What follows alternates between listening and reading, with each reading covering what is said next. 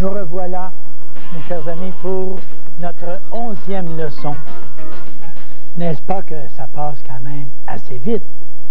Mais au cours de ces 10 dernières leçons, nous avons eu la possibilité de bien approfondir les bases toutes premières, toutes fondamentales, et ces bases de la langue française avec la nature des mots, la fonction des mots et la relation des mots entre eux. Et dans la dernière leçon, vous avez eu l'occasion de comprendre la relation d'un pronom relatif avec son antécédent. C'est sûr que pour quelqu'un qui fait tout juste s'introduire dans notre cours, après 10 leçons d'exposé, c'est évident qu'il y a certains mots qui vont devenir des mots de gros points d'interrogation.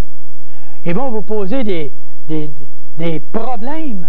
Parce qu'on va dire, à chaque fois qu'on va parler de l'antécédent, vous allez dire, qu'est-ce que c'est ça, l'antécédent? Qu'est-ce que c'est ça? C'est pour ça qu'on avait dit au tout début, avisez vos parents, vos amis, vos cousins, vos cousines, vos frères, vos sœurs, vos oncles, vos tantes, et puis vos voisins d'en haut, d'en bas, de chaque côté, d'en avant et d'en arrière, pour qu'on puisse prendre le cours au tout début. Et en prenant le cours au tout début, la grammaire expliquée devient une bagatelle. Parce que des élèves de secondaire 1, de 6e année même, sont capables de comprendre ce qu'on explique présentement. Remarquez bien, je n'ai pas dit ce que j'enseigne. Parce que si je l'enseigne, je peux très bien enseigner quelque chose sans trop l'expliquer.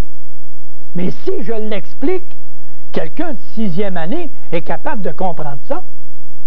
Un enfant, un jeune homme de 6e ou une demoiselle de 6e année qui a 11 ans est capable de comprendre les sortes de pronoms. Et on n'est pas obligé d'employer l'expression un mot écran. Vous voyez là?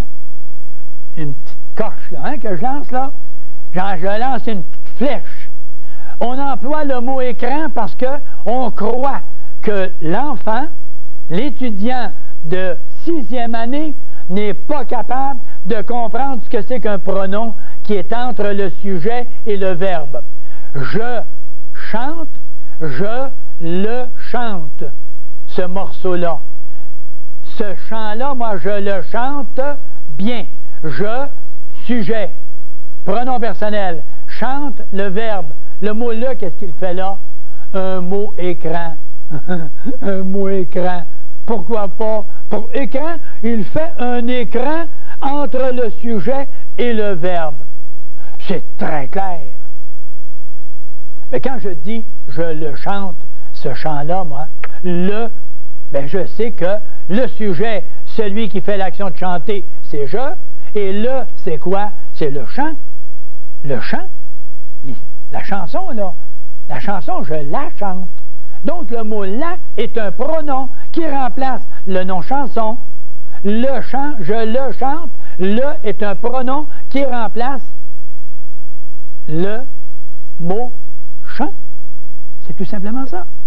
Je te regarde. Te, qu'est-ce qu'il fait là? Mot écran. Mot écran. Dites donc, pronom personnel. Et qu'est-ce qu'il fait là? Il complète le verbe. Je te regarde. Qui fait l'action de regarder? C'est je. Alors, qui l'a fait l'action de regarder? Je. Et le regard de qui? Te. Je regarde qui? Toi. Te. Toi. C'est la même chose. Te est placé devant le verbe. On dit te à ce moment-là. Si il est après le verbe, on va dire toi. Par exemple, je pense à toi. Je pense à qui? À toi. Et non pas je te pense. Non. Je ne dirais pas je te pense, je dis je pense à toi. Donc le te est entre le sujet et le verbe, mot écran. Mot écran. Des inventions.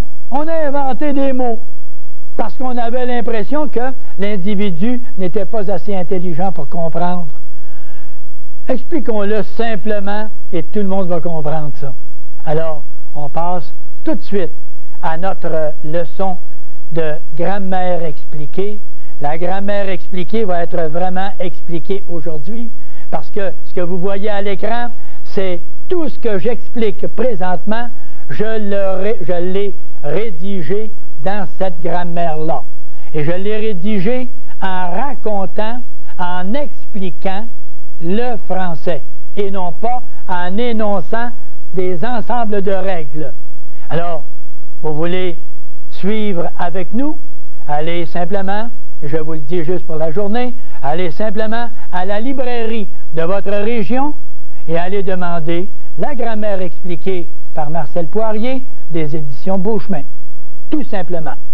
Et vous avez le cahier d'exercice qui va suivre, pas dispendieux du tout, ni l'un ni l'autre, et vous allez pouvoir faire vos exercices parallèles à la grammaire, et vous aurez à la fin votre corrigé pour vérifier vos succès, et peut-être à l'occasion quelques échecs ou quelques erreurs. Mais qui n'a pas fait d'erreur? C'est la foule de nos erreurs qui nous mène au succès. C'est un peu comme ça. Alors, on y va et on entreprend aujourd'hui ce... Oh, je ne sais pas si je vais vous le dire. Mais il va bien falloir que je vous le dise parce qu'on commence l'émission. Je vais vous dire qu'on va parler aujourd'hui, après les 4 premières notions, de déterminant le nom, l'adjectif qualificatif et le pronom, qu'on met de côté maintenant dans l'explication, et on tombe au point majeur, le verbe. Marcel, c'est ça, moi, que j'ai de la misère. C'est à ça que je ne réussis pas à établir un contrôle. Madame, on va établir un contrôle sur le verbe en comprenant bien, je vais vous expliquer simplement, clairement, toutes les principales notions fondamentales.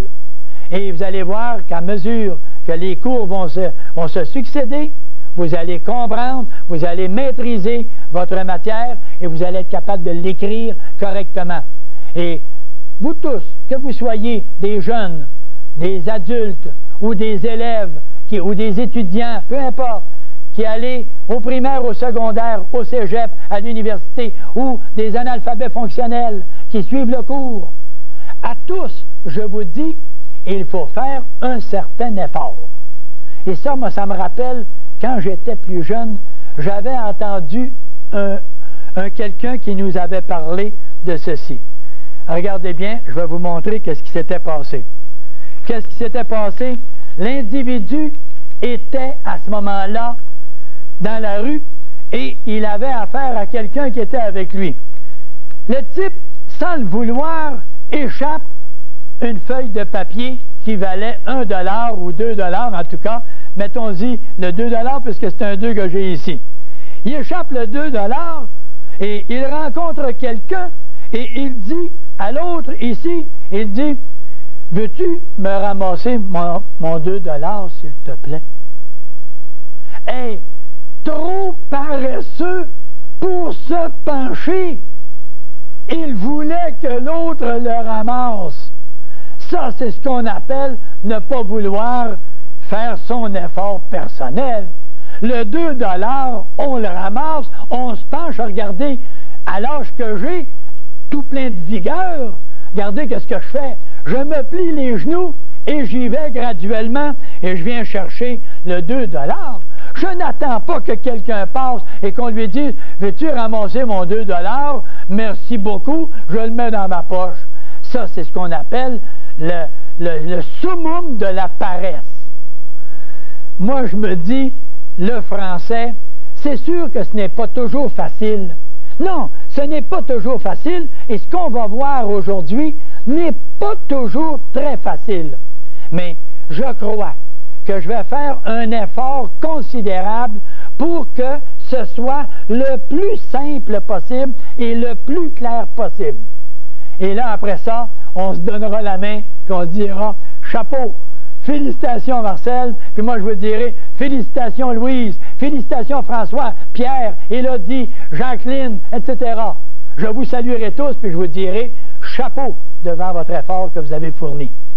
Nous y allons, nous commençons, et nous y allons avec ce que nous appelons le verbe. Le verbe, d'abord, qu'est-ce que c'est que le verbe? Le verbe, c'est un mot. Premièrement, c'est un mot. Un verbe, c'est un mot qui exprime une action ou un état. Et vous allez me dire, comment le verbe exprime une action ou un état? Un verbe est un mot qui exprime une action. Le verbe exprime une action. Règle générale, dans 99 fois sur 100, on va avoir le verbe qui va exprimer une action. Voyez-vous? Il va exprimer une action, ça veut dire quoi? Ça veut dire ceci, tiens. Je lis la grammaire. J'étudie ma grammaire. Je comprends ma grammaire. Je regarde le paysage. Je lance la balle. Tous ces mots-là, regarder, lire, étudier, comprendre, lancer, ce sont des verbes parce que ce sont des mots qui expriment une action. Si je dis « je lève le banc »,« je baisse le banc », j'exprime l'action de lever, l'action de baisser. C'est tout simplement ça. Un verbe est un mot qui exprime une action. Dans 99 fois 0.9 des cas, elle exprime une action. Alors l'action, c'est quoi? C'est ce que le verbe, d'après les lettres qui ont été disposées, ce que le verbe exprime, c'est ceci. A, I, M, E, R. C'est évident que si je dis maintenant M, A, I, R, E, je n'exprime pas d'action en disant mère. Non, je n'exprime pas d'action, j'indique la personne qui dirige les destinées d'une localité. Si je dis aimer, quand je dis aimer, c'est qu'il y a ce qu'on appelle une action qui se manifeste à l'intérieur. Il y a quelque chose. Et vous sentez qu'il y a une action qui se produit, hein? L'action d'aimer. J'aime. Alors j'aime et tout tremble. Il y a de l'action peut-être dans les sentiments, dans l'esprit, dans le corps entier. Tout là, tout ça, le verbe aimer, mot qui exprime une action.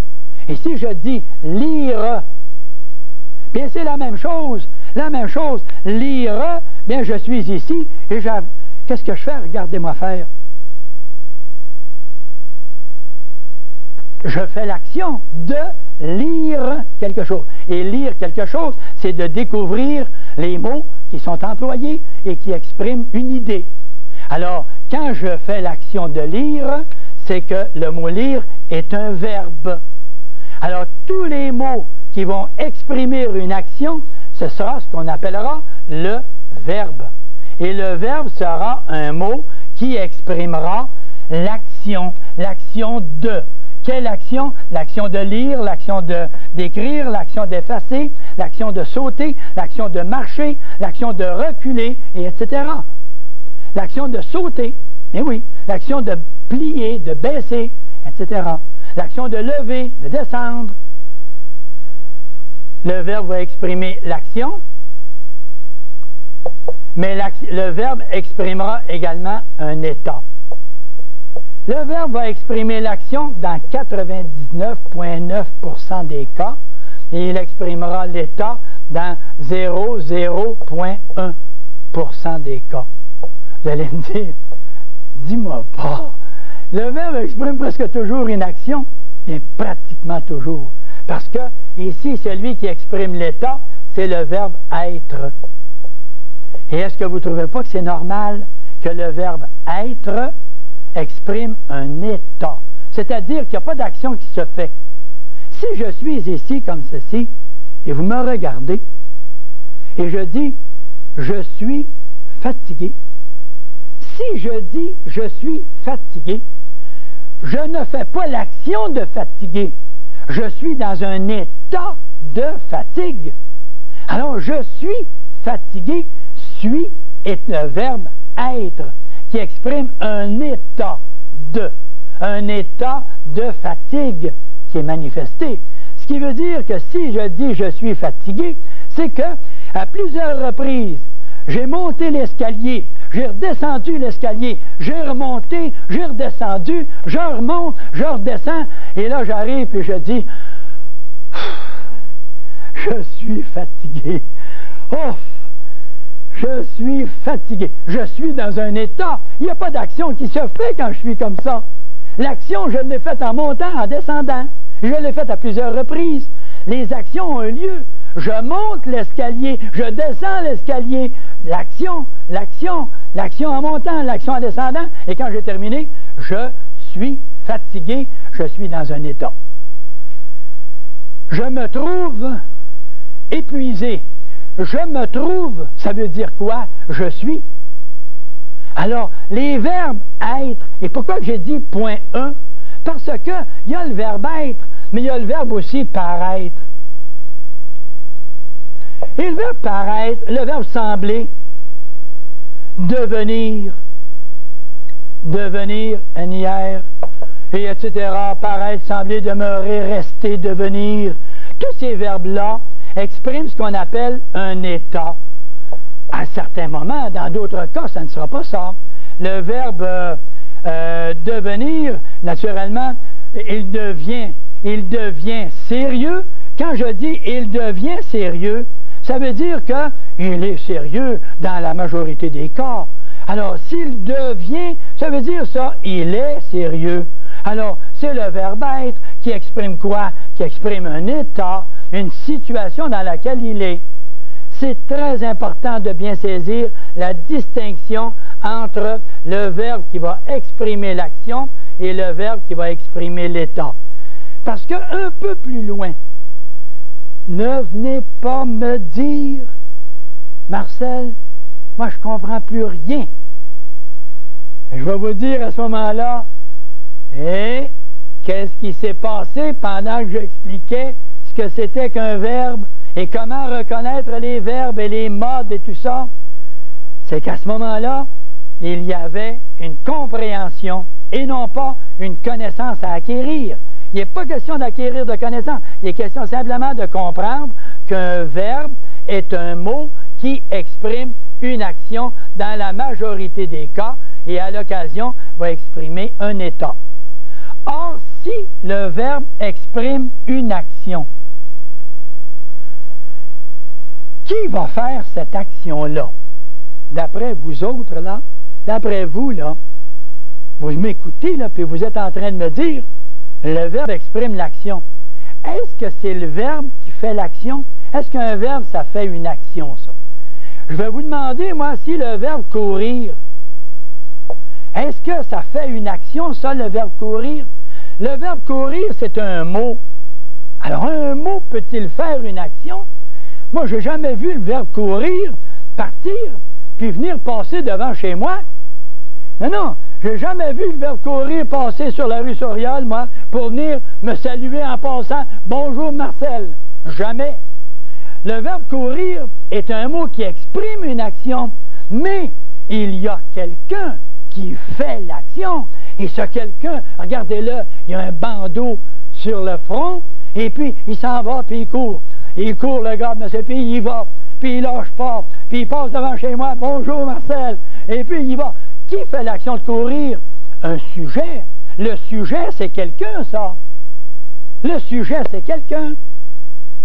Et oui, c'est un peu comme dans un palais, le palais des rois. Dans le palais, en Angleterre, le roi, la reine se promène dans son grand salon, et puis le Buckingham, et elle aperçoit la vitre qui est sale. Elle dit à son employé, « Passe-moi un linge, je m'en vais aller nettoyer la vitre. » Alors la reine va partir pour aller nettoyer les vitres. Jamais de la vie. La reine va dire à son sujet, à un de ses sujets, « Pourrais-tu nettoyer la vitre qui est sale? » Alors, elle va demander au sujet de faire l'action de nettoyer.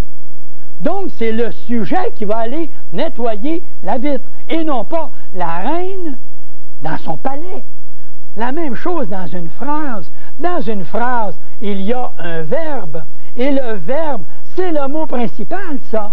Mais quand le verbe exprime une action, dans 99% des cas, il exprime l'action. Qui l'a fait, cette action? C'est le sujet. Et le sujet qui fait l'action que le verbe exprime, là, par les mots, bien, le sujet sera, lui, à 3 personnes. Et on a vu ça dans les leçons précédentes. Il sera à la première personne, à la deuxième ou à la troisième personne. Et en plus du singulier ou du pluriel. Alors, soit un ou l'autre. Alors, le verbe, vous le reconnaissez parce qu'il exprime une action. Le verbe exprime un état. Si le verbe exprime un état, il y a quelqu'un qui subit l'action. Il subit cette action-là. Si je dis « tu es fatigué » tu es fatigué de ton travail exécuté. Tu es fatigué.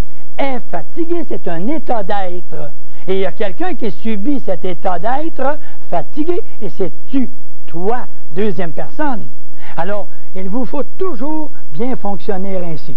Et je pense que là, j'ai suffisamment bien présenté la base du verbe, et avec ça, on est capable maintenant de poursuivre. Et là, on va aller beaucoup plus loin. Si on peut reconnaître maintenant le mot qui est un verbe, par exemple, je dis, moi, en lisant ton texte, est-ce que le mot lisant est un verbe? Voyez-vous, il y en a qui disent, ah, quand c'est un verbe, c'est ER, c'est IR, c'est OIR, c'est RE. Mais ANT, est-ce que c'est un verbe, ça? Un enfant, est-ce que c'est un verbe, ça? ANT. Mais non, vous remarquez, ici, ça c'est un verbe, parce que l'action de lire en lisant, c'est l'action de lire. Tandis que ici, enfant, ANT, ça c'est une personne, ça. Ça désigne une personne. Donc, si ça désigne une personne, c'est un nom ici, et ici, c'est un verbe, parce qu'il exprime une action. Mais il n'y a pas quelqu'un qui a fait l'action de lire. On ne l'inscrit pas à la première, deuxième et troisième. Donc, le verbe ici sera un verbe qui ne sera pas conjugué. Et nous allons voir ça dans quelques instants. Le verbe qui sera conjugué ou le verbe qui ne sera pas conjugué. Alors, j'efface maintenant. Le verbe exprime l'action, le verbe exprime l'état, et j'efface tout ça puisque nous poursuivons maintenant en jetant un petit coup d'œil sur ce que nous appelons notre document à la grammaire. Alors, venez ici maintenant un petit instant et jetez un coup d'œil à ce qu'on appelle la grammaire. Le verbe exprime l'action et on va dire ici, on va donner comme exemple « je tombe ». Et quand je dis « je tombe », le sujet est « je », la personne qui fait l'action. Regardez si c'est simple. Le sujet est « je », la personne qui fait l'action. La chaise tombe. Le sujet est la chaise et la chose qui fait l'action. C'est la chose, c'est la chaise qui a fait l'action de tomber. Dans le premier exemple, le sujet « je » est à la première personne du singulier. Dans le deuxième exemple, le sujet « chaise » est à la troisième personne du singulier. Et ainsi de suite. Ces chansons, je les chante. Et je, qu'est-ce que je fais? Qui fait l'action de chanter les chansons? Le sujet « je ». Le sujet et le verbe seront donc à la première personne du singulier. C'est exactement ce qu'on dit. Il y a le sujet qui fait l'action que le verbe exprime, et le verbe, lui, il exprime l'action. Alors, le sujet qui fait l'action, il faut regarder, es-tu à la première, es-tu à la deuxième, ou tu es à la troisième personne? Es-tu au singulier ou au pluriel? Alors, à ce moment-là, il s'agit simplement de regarder qui a fait l'action. Alors, vous avez tout de suite ce bel exemple-là, à la page 59. Si je m'en vais maintenant à la page 60, je vais rencontrer, juste au bas de la page, un instant, on nous dit la terminaison d'un verbe. Alors, il existe des terminaisons, je vous les montre tout de suite ici. Il existe des modes. Alors, il existe Et je vais me rendre en regardant ceci pendant quelques instants. Je vais aller me placer au tableau et je vais vous rejoindre. Vous allez venir me rejoindre dans un court instant. Dans un court instant, et on va dire ceci. Le verbe exprime également l'action, mais il y a ce qu'on appelle un mode. Le mode. Et le mode, je l'ai tout juste ici, on a ce que nous appellerons le mode. Qu'est-ce que c'est qu'un mode? Qu'est-ce que c'est qu'un mode? Là, quelqu'un va me dire, moi, je sais ce que c'est que la mode, mais je ne sais pas ce que c'est qu'un mode. Mais si vous savez ce que c'est que la mode, vous êtes pratiquement sur le chemin de connaître ce que c'est qu'un mode. La mode, c'est quoi? C'est la manière de, etc. La mode dans l'habillement, c'est la manière de s'habiller. La mode dans la peignure, dans la coiffure, c'est la manière de se peigner. Et vous voyez qu'il y a toutes sortes de modes. Promenez-vous de temps en temps quand vous venez sur la rue Sainte-Catherine à Montréal. Allez vous promener, puis allez voir les diverses modes. Ce sont des modes. Quoi, ça, les modes? La manière de se peigner. Vous en aurez pour votre argent. Vous en aurez pour votre argent parce que vous aurez toutes les couleurs de l'arc-en-ciel, parfois dans certaines chevelures. C'est la mode. La mode, la manière de se peigner, et la manière de se vêtir, et la manière de marcher, et la manière de travailler. C'est une mode. Alors, le mode en français, c'est la même chose. C'est la manière de. La manière de quoi? De conjuguer le verbe. La manière d'exprimer le verbe. Alors, on aura plusieurs modes. Ça, c'est le mode, et il y aura plusieurs modes. Il y aura ce qu'on appellera le mode conjugué. Mettons-les au pluriel parce qu'ils sont plusieurs. Les modes conjugués et les modes non conjugués. Et ça, c'est précieux, là. Ça, c'est très, très, très important. Ce que nous voyons là, ça, c'est tout ce qui fait que votre français va être simple. Le mode qui est conjugué, tout d'abord, voulez-vous, je vais vous poser la première question. Qu'est-ce que veut dire le mot conjugué? Oups, là, on se trouve avec un problème. La personne va peut-être me répondre, un mode conjugué, qu'est-ce que c'est? Je chante, tu chantes et tu chantes. Non, je ne vous demande pas de me montrer comment vous conjuguez un verbe. Je vous demande qu'est-ce que c'est qu'un mode qui est conjugué. Alors, si je vous pose la question, qu'est-ce que c'est? Je vais vous demander la réponse, et non pas de me donner un exemple. Un mode qui est conjugué, c'est un mode que l'on peut retrouver à la première personne, la personne qui parle, ou bien à la deuxième personne, la personne à qui on parle, ou encore à la troisième personne, la personne dont on parle. Ça va être une ou l'autre. Ce qui veut dire que si je dis « tu écoutes », est-ce que le mot « écoute » est un verbe qui est conjugué? C'est le verbe « écouter ». Et si c'est le verbe « écouter », il est conjugué à la deuxième personne du singulier. Il est conjugué à la deuxième. Est-ce qu'il faut que le verbe « écouter », pour le conjuguer, je dise « j'écoute, tu écoutes, il écoute, nous écoutons, vous écoutez, ils écoutent » ? Pas du tout. Mais je vais voir dans le verbe que je vais retrouver à la première, deuxième et troisième, je viens chercher ici la deuxième personne et je dis « tu écoutes », c'est un verbe qui est conjugué. Donc, un verbe qui est conjugué, c'est un verbe que je vais retrouver soit à l'une ou l'autre des personnes ici. Non pas nécessairement parce qu'il va y avoir un sujet ici. Le sujet qui est ici, « tu », c'est sûr que c'est lui qui fait l'action d'écouter. Alors, s'il est à la deuxième personne, le verbe sera à la deuxième personne. Alors, vous comprenez tout de suite qu'un mode qui est conjugué, c'est un mode que je vais retrouver à la première, deuxième ou troisième personne. C'est ça qu'on appelle un mode qui est conjugué.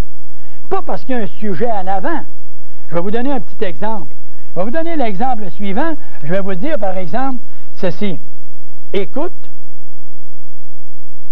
le professeur. En passant, une petite vite, là, une petite vite, là. Regardez donc le mot professeur. Avez-vous remarqué, il y a juste un F. Mais quand on parle puis on coupe le mot, on dit ça c'est le prof. Alors quand on dit c'est le prof, alors on a tendance à mettre deux F quand on dit professeur. Non, non, non, non. Éliminez ça. Dites donc simplement c'est le prof. Pas c'est le prof. Quand vous dites c'est le prof et vous insistez, vous êtes porté à mettre deux F. Et je vais vous dire, allez au secondaire. 2, 3, 4 et 5. Et on va avoir encore des élèves en 2, 3, 4 et 5 qui vont faire professeur avec deux F. Allez voir des secrétaires. Aïe, aïe, aïe, aïe. Excusez-moi, mademoiselle, excusez-moi, monsieur. Non, probablement que les secrétaires ne font pas de faute dans ça.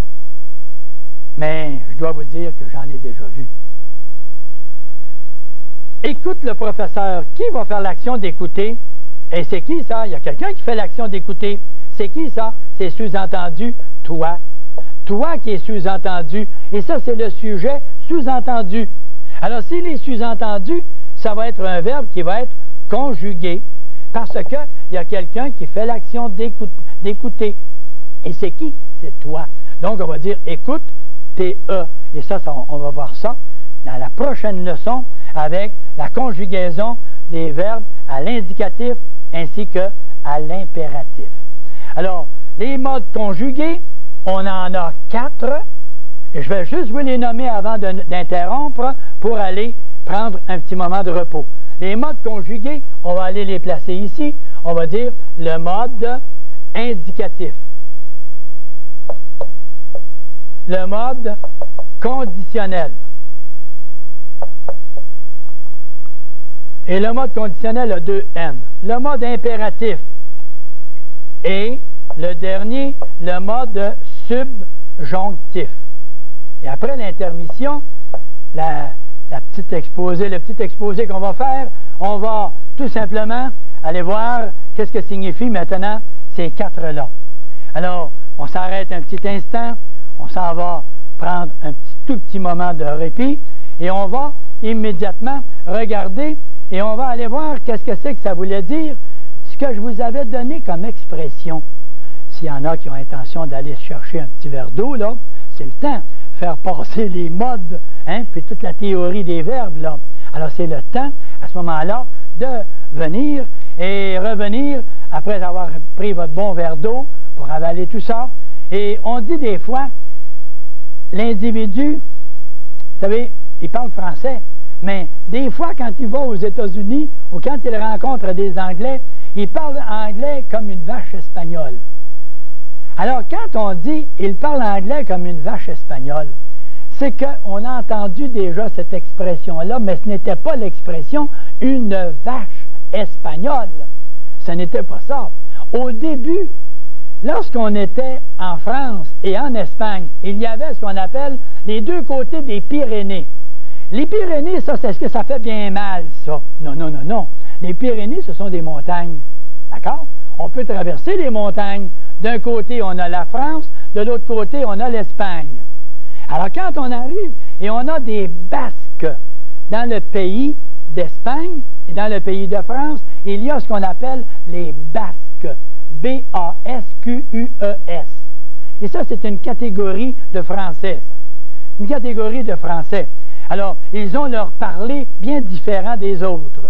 Alors, les Basques, bien, les Basques français, puis les Basques espagnols s'exprimaient, mais il y en avait dans les Basques espagnols, quand ils parlaient, ils avaient beaucoup de difficultés à s'exprimer en français.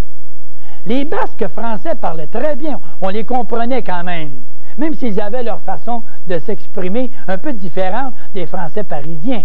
Mais quand on avait, par exemple, les Basques espagnols qui parlaient français, oh là là! Là, on disait, ils parlent français, ce sont comme des Basques espagnols. Ils parlent français comme un Basque espagnol. Et petit à petit, par paresse dans l'écoute, on en est venu à penser, qu'est-ce qu'il dit là? Il parle français comme une vache espagnole. Et petit à petit, on s'est mis à dire qu'il parle français, non pas comme un basque espagnol, mais comme une vache espagnole. Et on a changé le mot basque en mot vache. Et c'est devenu comme une vache espagnole. Voir si maintenant, moi je n'ai jamais vu une vache espagnole parler français. Vous voyez tout de suite que toutes ces expressions-là, elles ont toutes dévié de la régularité, la vérité, ce que c'était au tout début. Nous parlions de basque espagnol et aujourd'hui, on parle de vache espagnole. Pauvres ruminants qui ont des troubles, ils s'en font mettre sur le dos. Ils ont le dos large, ils ont le dos grand et on en subit les conséquences. Hein? Pauvre elle, pauvre de vache, qu'on dirait. Alors, c'est une autre expression que maintenant on peut quand même retenir, puisque la vache espagnole, le basque espagnol, la vache espagnole, on est capable maintenant de faire la distinction. C'était un basque espagnol qui parlait français et la vache espagnole est entrée avec des changements dans l'écoute et dans la prononciation. On a peut-être un peu trop négligé, au lieu de dire basque espagnol, vous savez, souvent, nous, Québécois, nous, lorsque nous parlons, nous ne prononçons pas toujours. Et quand on déforme des mots, on se retrouve avec des basques pour employer des vaches. Et ce n'est pas du tout la même chose.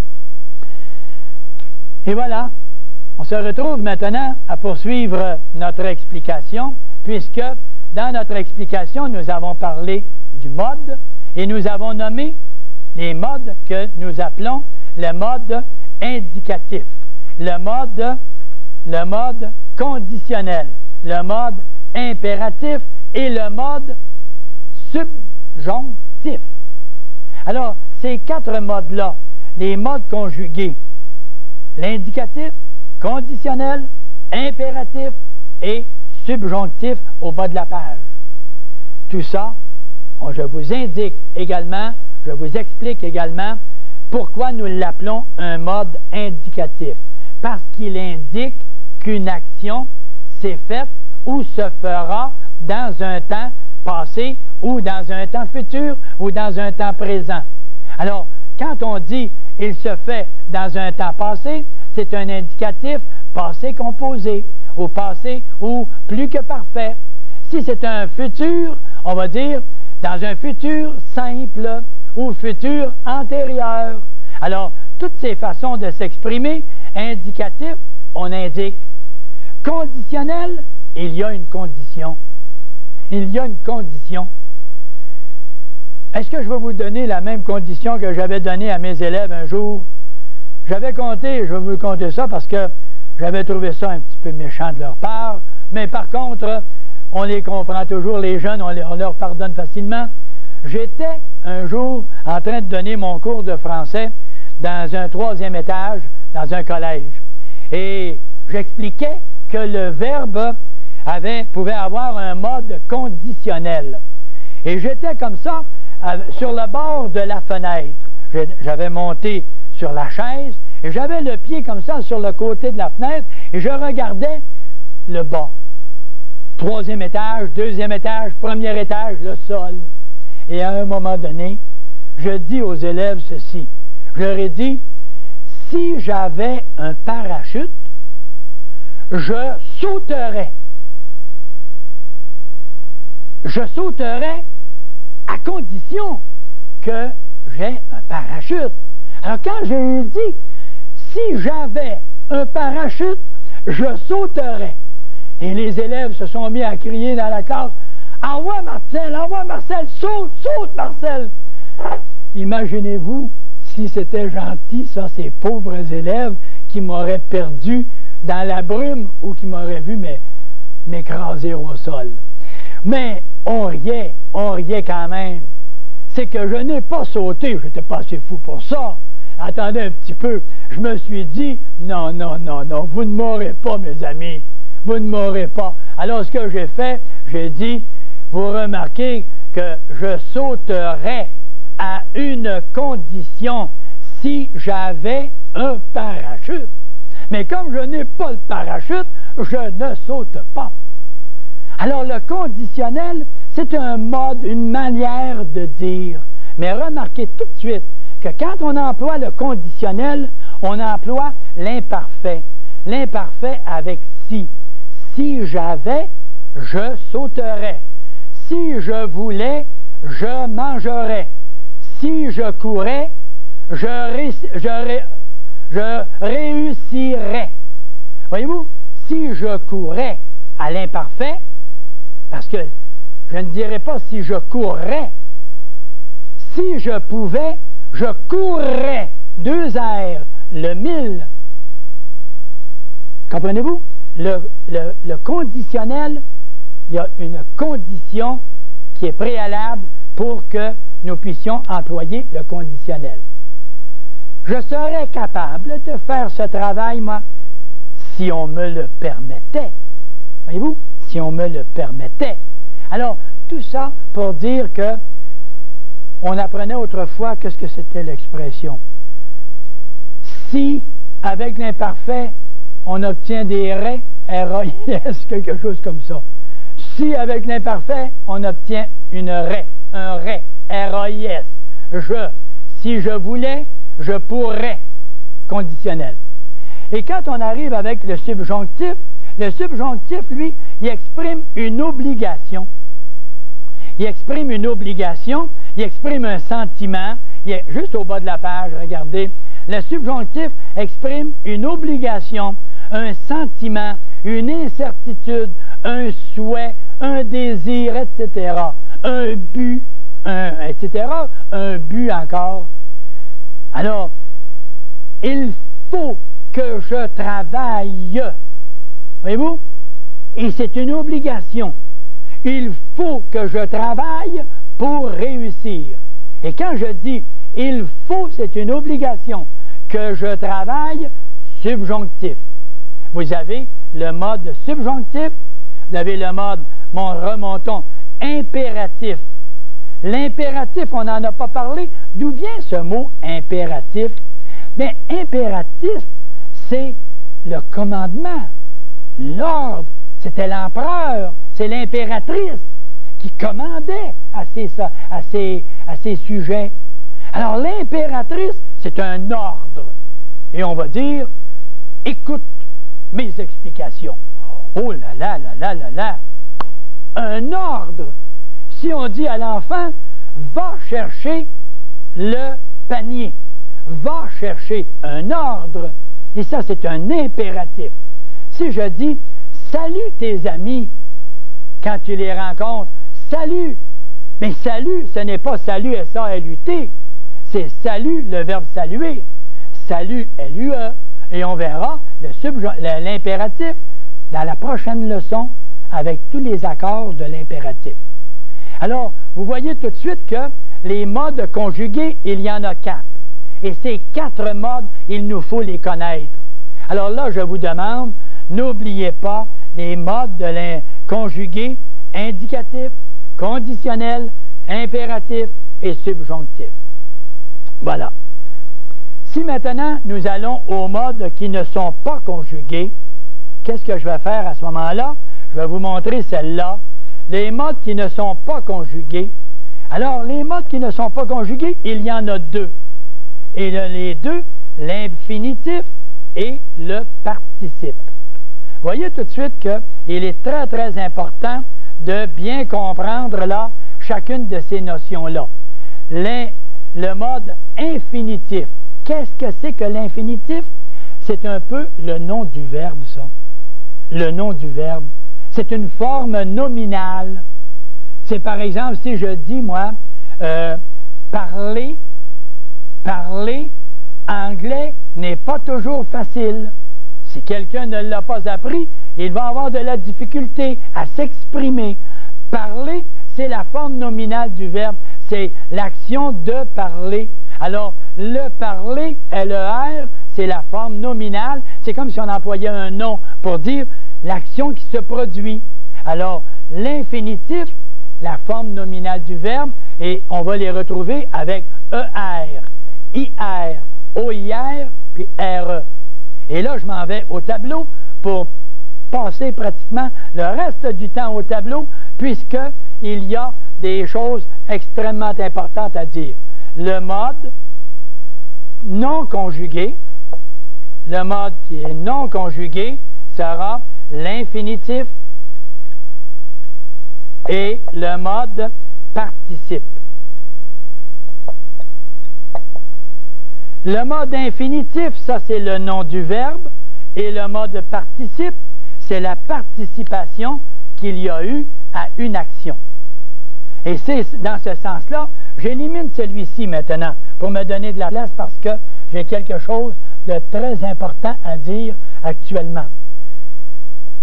Et c'est peut-être le point majeur qui fait que très souvent, on se retrouve avec des tas de problèmes parce qu'on ne comprend pas le sens des mots que nous utilisons. Et quand on a le sens des mots, le mode infinitif, ça c'est le verbe en ER, le verbe en IR, le verbe qui va se terminer en WAR et le verbe en RE. Le verbe en ER, IR, OIR, RE. 4 terminaisons différentes qui fait que les 4500 verbes-là se retrouvent dans cette catégorie-là des 4 terminaisons. Ça, nous appelons ça des terminaisons. Tandis que si je dis en avant chanter, C-H-A-N-T, ça, ce sera ce que nous appellerons le radical. Et tandis que l'autre ici sera la terminaison. Terminaison, la terminaison du verbe. Quand je me retrouve avec le radical, savez-vous qu'est-ce que veut dire le radical? Qu'est-ce que ça veut dire? Quand on dit que le patron, il est radical, qu'est-ce que ça veut dire? Quand on dit maman, elle est radicale, ça veut dire quand elle te dit non, c'est non. Quand elle te dit oui, bien c'est oui. Elle est radicale. Oui, tu vas aller là-bas. Et elle ne change pas d'idée, elle est radicale. Le radical, c'est la partie qui ne change pas dans le verbe. Ah, tiens, je viens d'apprendre un mot, hein? Eh oui, le radical, c'est la partie qui ne change pas. La partie qui va changer, c'est ceci. Ça va changer, ça va prendre toutes sortes de formes. Et quand on va les retrouver comme verbes conjugués, ils vont prendre toutes sortes de formes. Ils vont prendre la forme de E, de ES, de E, de ONS, de EZ, ENT. Et ça va se terminer comme ça. Ou ça va prendre la forme AIS, etc. Toutes sortes de formes. Ces formes-là s'appellent les terminaisons. Ça, c'est ce que nous allons voir dans notre prochaine leçon.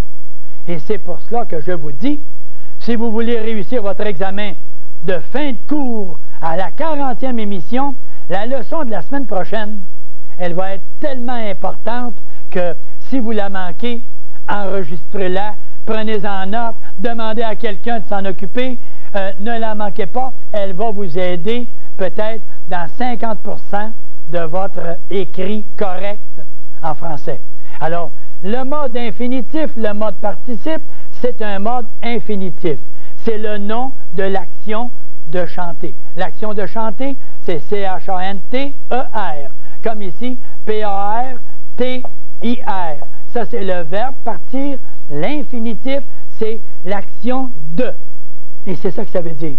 Et ainsi de suite pour les autres. L'autre, lui, qui est ici, le mode participe. Qu'est-ce que c'est que le mode participe? Là, je pense que je m'en vais vous demander une petite faveur. Je vais vous demander tout simplement une petite faveur. Permettez que je prenne une petite gorgée d'eau pour que je sois capable de me rendre à la fin de ma leçon. Merci, mademoiselle. Merci, monsieur. Merci bien. Je vous reviens tout de suite. Et voilà, là, j'en ai pour jusqu'à la fin de ma leçon et je reviens immédiatement à ceci. Là, je suis en forme. Le gorgoton est rafraîchi. Alors, j'arrive avec ceci et je vous dis que le mode participe, Qu'est-ce que c'est qu'un mode de participe? Participe, on entend parler des fois le participe présent, le participe passé. Hein? Le participe passé. Ah, ça par exemple, parle-moi pas de ça, Marcel. Ça, le participe passé, ça devrait même pas exister. Arrêtez-moi ça. Le participe passé, c'est simple, c'est simple. Il s'agit simplement que quelqu'un vous le dise, que quelqu'un vous le fasse comprendre. Quoi? Le participe présent, qu'est-ce que veut dire le mot participe? Bien, vous voyez ça des fois dans les journaux, là. Voyez-vous, en bas ici, il y a une petite annonce qui va arriver et qui va dire participation. Et qu'est-ce qu'il dit? Participation. Et qu'est-ce que c'est que participation? C'est une participation à une action. Si c'est une participation, est-ce que vous pensez qu'un participe passé ou un participe présent, ce ne serait pas une participation à une action? C'est la même chose. Alors, le mode de participe, c'est la participation à une action. Mais à quel moment que l'action se fait? Dans un temps présent, au moment où l'action a lieu, ou dans un temps passé, lorsque l'action a eu lieu. C'est comme ça. Alors la participation, le participe passé, c'est une participation à une action dans un temps passé. Et tout de suite, je m'en vais vous dire tout simplement ceci, moi. Je vais vous dire que je fais une participation à une action. Je fais la participation à cette action-là, je la fais dans le temps présent, c'est-à-dire en expliquant. Alors, en expliquant, qu'est-ce que je fais? Je vous informe que je participe à l'action de expliquer. C'est ça que je fais. En expliquant le français, je me retrouve très, très à l'aise parce que je sais que vous êtes attentifs. Et quand vous avez l'attention à chacun des mots que j'ai exposés, expliqués, et vous avez à ce moment-là beaucoup de facilité. Je participe à une action dans un temps présent. Si je dis « en chantant ma chanson, j'ai échoué ». En chantant, bien, j'ai échoué dans un temps passé. Alors, dans un temps passé, j'ai échoué, mais en la chantant à ce moment-là, au moment présent, c'est-à-dire au moment où l'action se produisait. Alors, en chantant, c'est un participe présent qui s'est produit dans le moment présent, c'est-à-dire le moment où on a chanté. Alors, ça veut dire que c'est hier. On s'est reporté à hier, puis on revient à hier, puis on dit maintenant, j'ai chanté. Ou, en chantant ma chanson, j'ai échoué. J'ai manqué mon coup. Alors, c'est ça que ça veut dire. Le participe présent, participation à une action. Donc, il faut chanter à ce moment-là. Et si c'est le participe passé, qu'est-ce que c'est que le participe passé? Le participe passé, c'est une participation à une action dans un temps passé. Donc, si je dis maintenant, j'ai félicité ma femme. Je suis revenu à la maison hier. En revenant, j'ai appris la nouvelle et j'ai félicité ma femme. Bon. Si je dis j'ai félicité ma femme, ça signifie quoi? Ça signifie que j'ai participé à l'action de féliciter. Et est-ce que ça a eu lieu dans le temps passé? Oui. Donc, c'est une participation dans un temps passé. Donc, c'est un participe passé. Ce n'est pas le verbe ER. Ça va être le participe passé et accent aigu. J'ai félicité dans un temps passé. N'allez pas prendre l'habitude de dire « Moi, je remplace, moi, Marcel, je prends un truc. » Vous savez, l'histoire des trucs que je vous parlais là, à propos de celui-là, où on avait avec nous en avant, on mettait un S, alors que c'est très faux. C'est pas vrai du tout. Alors, ça, ce sont des cahiers quand même qui ont été imprimés et qui sont rendus dans des écoles. Ils sont rendus dans des écoles. Alors, au lieu d'employer des trucs, puis de dire, par exemple, moi, je remplace par vente puis vendu. Bien, remplacez donc vente puis vendu. J'ai félicité ma femme, moi, hier. J'ai vendu ma femme et je me fais poursuivre. J'ai mordu ma femme, j'entre en prison. Alors, on ne prend pas des procédés, des trucs pour comprendre. J'ai félicité ma femme. Est-ce que ça a eu lieu dans un temps passé? Un petit raisonnement. Oui, donc c'est un participe passé. Tout simplement. Si je dis, j'ai mangé ma pomme ce matin, j'ai mangé, est-ce que j'ai participé à l'action de manger? Oui. Si j'ai participé tantôt, j'ai bu de l'eau. Est-ce que j'ai bu, c'est une participation dans un temps passé? Bien oui, on est rendu à ce moment-ci, et c'est tantôt, dans un temps passé, où j'ai fait l'action de boire. Donc, j'ai bu dans un temps passé. Et c'est comme ça qu'on comprend nos verbes. Alors, les verbes, des modes, des personnes, première, deuxième, troisième personne, des temps simples et des temps composés, nous allons avoir l'occasion d'en parler dans toute la prochaine leçon, quoi? Dans la prochaine leçon. Mais vous allez revenir parce que à la prochaine leçon, j'ai l'intention d'entrer dans le vif du sujet du côté des verbes. Et on va rentrer dans le vif du sujet en disant bien que je vais vous donner une petite phrase qui va dire ceci. Un échec, c'est seulement un détour sur le chemin du succès. Mais quand vous dites que vous avez échoué, n'abandonnez pas. Reprenez et recommencez. Et c'est un détour dans le chemin du succès. Et on va terminer avec ceci. Le bonheur est contagieux. Soyez donc porteur du microbe. Bonjour.